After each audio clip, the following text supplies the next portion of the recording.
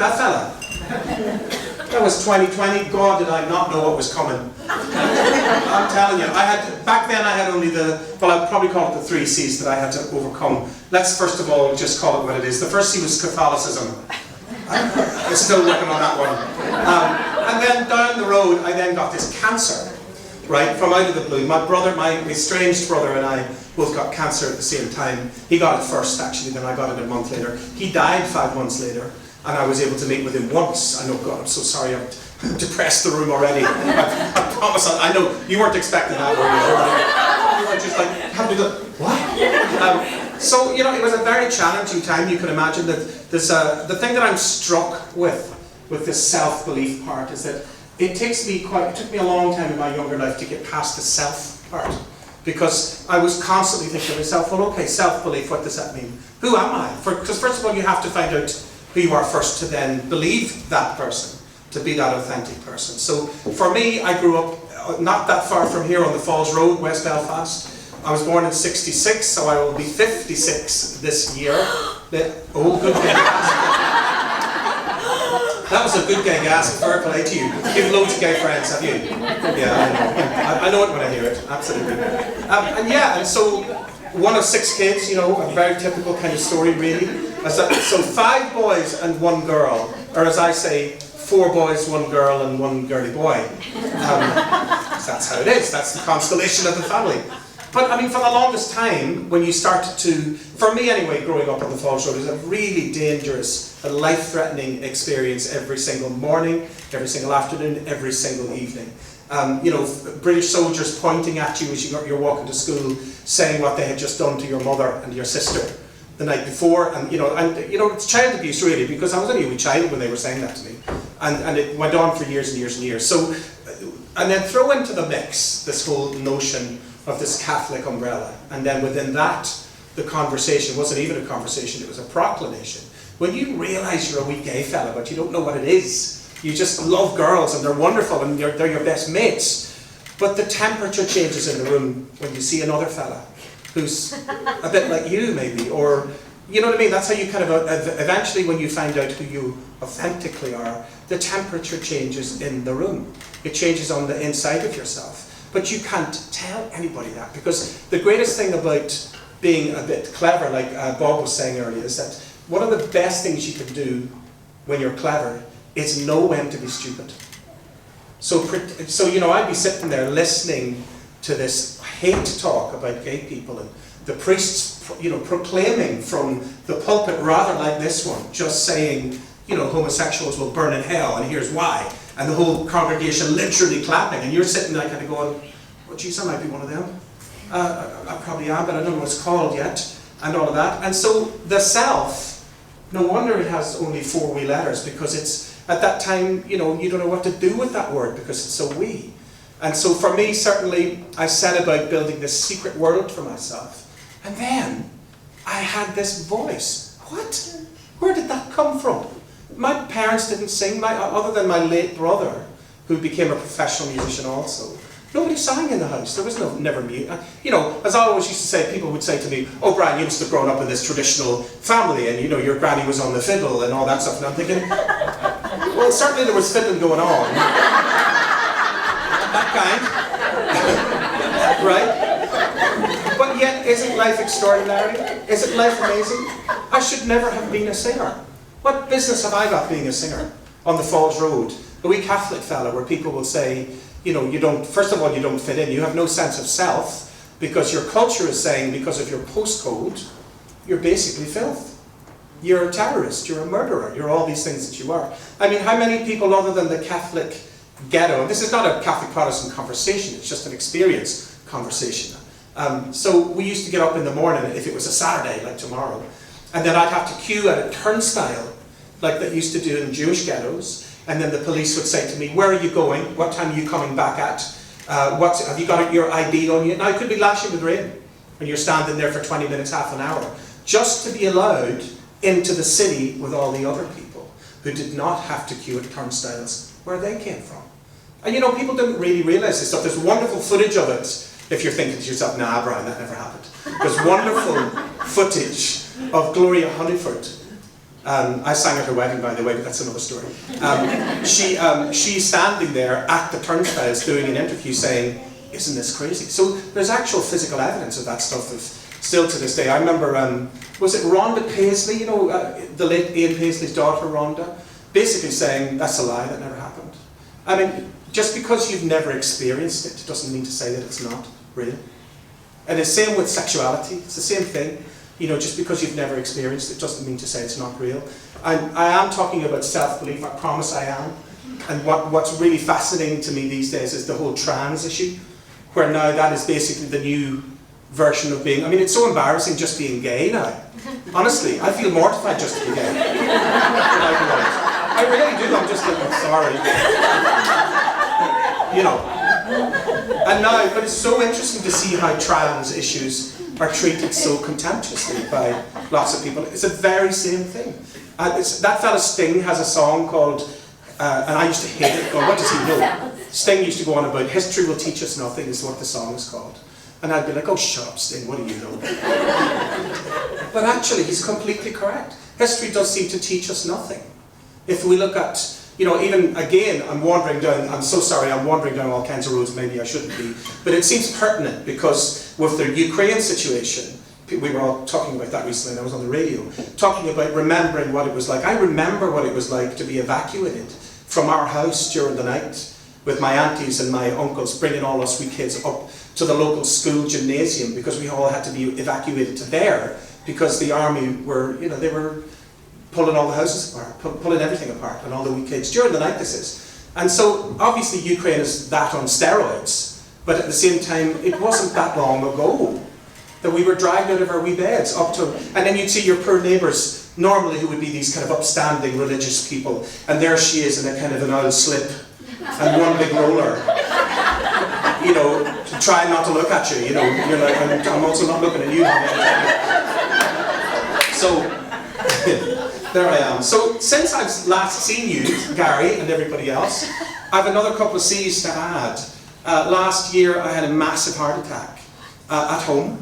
I know the face on that one there, she's like, I know, don't worry, it's going to get worse. I had a massive heart attack. I had and then I had to have a quadruple bypass. Are you good with scars? I'll just give you a quick look, you probably can't see, because it's actually healed really beautifully.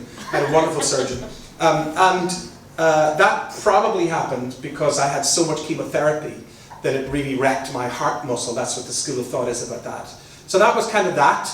I've had to now learn to walk again 3 times properly in my life since I was... So the toddler one doesn't count. That's just what normally happens. So I've now had to learn to walk again 3 times. First time was a thing called Osgood-Schlatter's disease. Google it. And I had that when I was 11 and I had to learn to walk again. And then I had the cancer and I had a 9-hour surgery and they took away my rectum. I don't have a rectum anymore. I'm like a, you know, like an action man around the back there. If I dropped my pants, I'd look like an action man. I know. Did I go too far? That too, I'm going to get warmed up, honey. And then, then I had this heart attack. And I had to have this surgery. I know, I can't laugh from either. I know, I'm like you. And so I had to learn to walk again last July as well. But then, it was all going so well. I was in therapy, in the, you know, the heart therapy thing, and I was learning to breathe and walk again. It was all going so good. And then, number 4 arrived. I got COVID. Thanks very much. I know, I mean, this is a desperate story, isn't it? Please don't make this film. It won't be a good watch, really. But, you know, the idea of self-belief kept coming back. See, I got there eventually.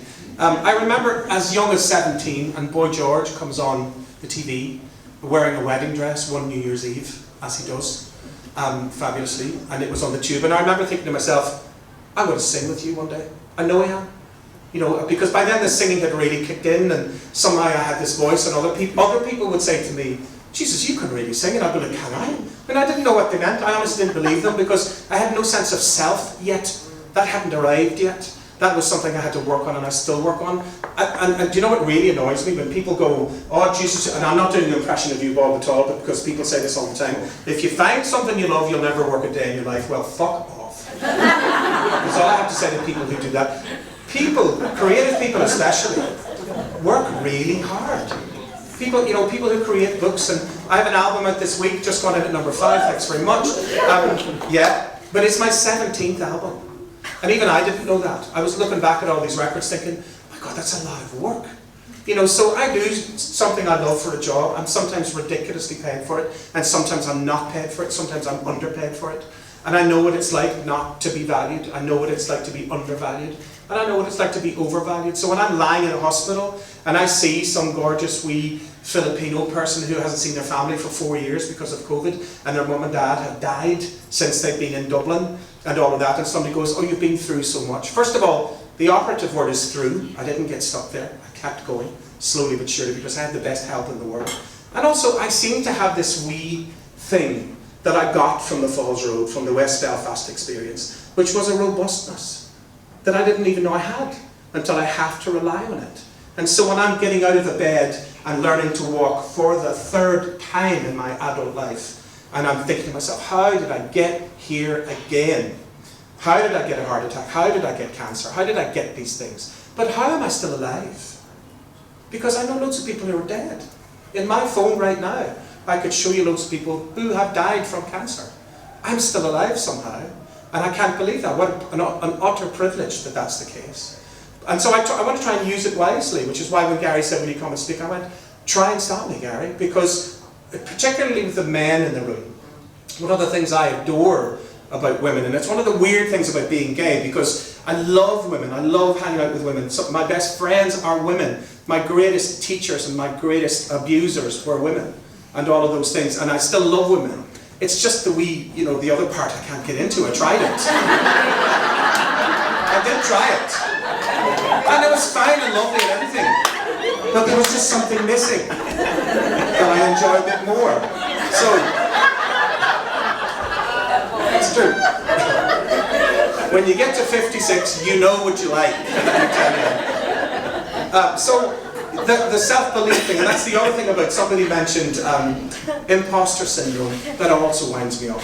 It really winds me up. Certainly, of course, there are people in the world who went on a talent show, won it, and suddenly they're doing an arena tour a year later. I would feel like an imposter too, if that happened to me. But I got in the back of a van and drove up and down the length and breadth of the UK and America and Germany for years and years and years, and slowly got success, and slowly then failed, and slowly, you know, the great thing about really getting great success is that then when you fail, you think, oh God, I know what it is that I want. And then when you really fail badly, you think, yeah, but you know what?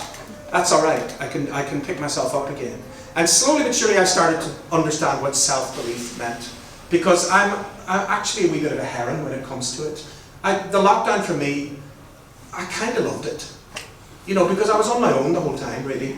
And I could listen to myself talk all day, I really could, as you might have noticed. So, you know, and I know that that's unusual though, I know that I'm unusual, but I learned how to do that coming from that big family. There was a writer called, what was that lady called? They asked her, she had a cottage in the west of Ireland, and they said, is that where you go for silence to work on your books? Sheila Whelan, her name was. And she said, oh Jesus, no. I go to the centre of New York, I sit there in Central Park with all this noise, and then I drop into myself. And that's when I can really think clearly. So I think that that's what I do also. I learned that, with my fans are here obviously. I'm going to have to go in a minute, sorry. I told you 20 minutes, Gary, for God's sake. So I love that notion that even though you're in a crowded room, you can actually drop into yourself. And that comes eventually with a bit of self-belief. Nothing wrong with a bit of self-doubt, of course there isn't. I wrote another couple of things down that I might... What's really funny to me, now make sure I don't talk too long, Gary, I know. I come from the generation, get this is hilarious. The generation I come from, what did we do the most? We wore other people's names on our clothes. Like Calvin Klein, like Dior, like pennies, like whatever. But isn't that a weird notion to think that the thing that you aspired to the most was to save up so much money so you could wear somebody else's name on your clothes? That's mental. I mean, that's really mental behaviour, isn't it? I think there's a great... Do you know what's really interesting about people that are dripping in labels, all that? It's that they just seem so underconfident. They seem so afraid that you're going to think, oh, you haven't got any money. Or they think, Jesus, look at that one, she's loads of money. Or he's loads of money. I know loads of queens who dress like that too. You know, he's loads of money. And so it's such a vulnerable thing to be at in your life. is to think to yourself, as long as you all think I'm loaded, that's fine. You know, there have been great times in my life where I've had trucks of money, and other times in my life when I've had absolutely no money at all. And I enjoy both those experiences. Now, obviously I prefer having loads of money. That's good, right? Because as somebody said earlier, there's a lot of freedom that comes with that. Tons of freedom. I absolutely love that. In America, when you go to America, and you have to get a visa, and they say, like for example, I lived in New York in 2000 and I sang in a musical called Revered on Broadway for 1 year, 8 shows a week for 9 months, but I had to get a special visa. And the visa that they give you is not an ordinary visa. The visa is called a person of exceptional ability. That's what the visa is called. Otherwise, because in other words, they'd say, why should we let you in, Brian Kennedy? There's loads of people in America who can sing. But first of all, they don't sing in a northern accent. I mean, have you seen those films where they attempt the northern accent? Have you seen Belfast, by the way? Yeah. What did you think? Class, so it was. If you were a proper northern woman, you'd say, so it was. Yeah. Well, here's what happened when I went to see it. I nearly fell off my chair because I'm singing in it. And I didn't know. Nobody told me. I know. I'm singing with Van Morrison on that song, Days Like This. And anytime you ever hear that song, that's me singing the harmonies. Check out the video. You'll see my wee bake when I was only 27 or something. God, there was an awful lot left of me. But for me, visualization has always been a really key thing about self-belief. Even when I was young, I would visualize myself doing extraordinary things, like singing with Boy George that time. I knew it was going to happen. And it only took me 37 years, but we did end up doing a duet on my 2 records ago. And then I would visualize, and I walk around in London, I would visualize my posters. Way before I made records, I would visualize my posters up on the wall. I mean, the notions and the ego, some might say. But you do, look, to be a lead singer, it's so weird to stand up here and not sing. It's such a weird thing, but at the same time, I actually don't enjoy sitting in the audience much. Because I'm not part of that tribe, I don't like it. I want to be up here. I want you to be, you know, looking at me and hopefully enjoying what's happening. It's a weird thing to do for a living, to basically walk into any room and go, okay everybody, it's time you all listen to me now.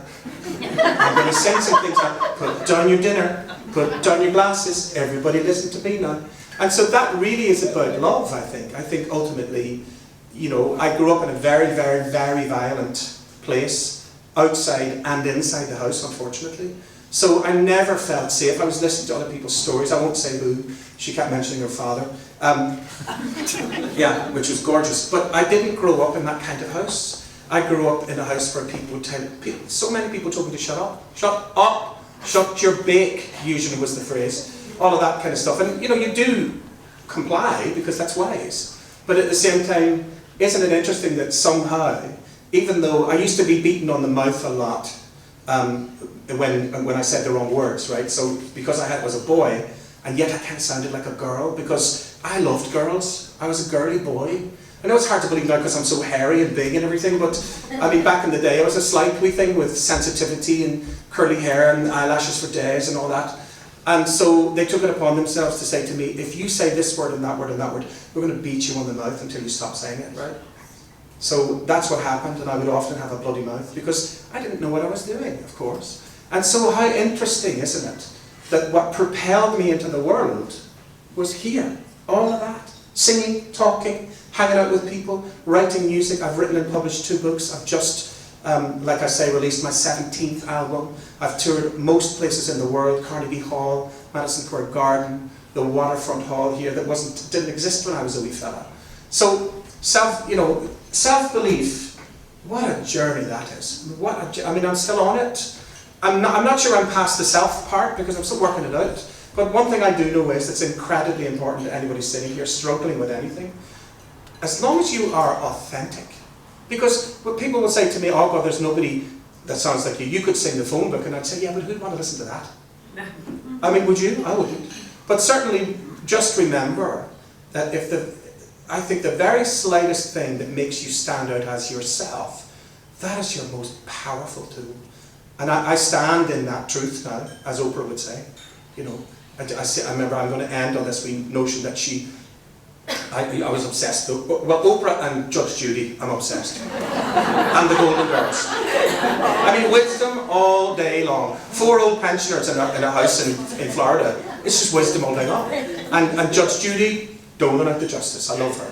And Oprah, of course. And ultimately she goes, you know, honey, you know what you need to do, honey? You need to take a swim in Lake Erie. I'm going to leave you with that. Thank you very much for listening.